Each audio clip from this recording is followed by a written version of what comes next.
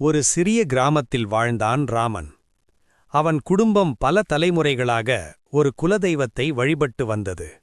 ஆனால் நகர வாழ்க்கையில் செட்டிலான பிறகு அவன் அந்த வழிபாட்டை மெதுவாக மறந்துவிட்டான்.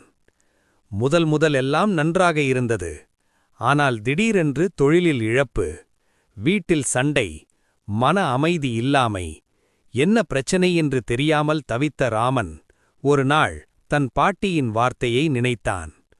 குலதெய்வத்தை மறக்காதே, அது நம்மை காக்கும்.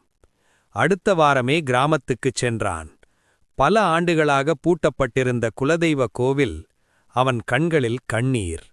அவன் மனமார மன்னிப்பு கேட்டான். அபிஷேகம் செய்தான். ஆண்டுகளாக நிறுத்தப்பட்டிருந்த வழிபாடு மீண்டும் தொடங்கியது. அதற்குப் பிறகு மெதுவாக மாற்றம். தொழில் முன்னேற்றம், வீட்டில் சந்தோஷம், மனம் அமைதி. குலதெய்வம் என்பது பயமல்ல, அது நம் குடும்பத்தின் ஆன்மீக சக்தி. அதை மறந்தால் வாழ்க்கையில் தடைகள் வரலாம், நினைத்தால் வழிகள் திறக்கும்.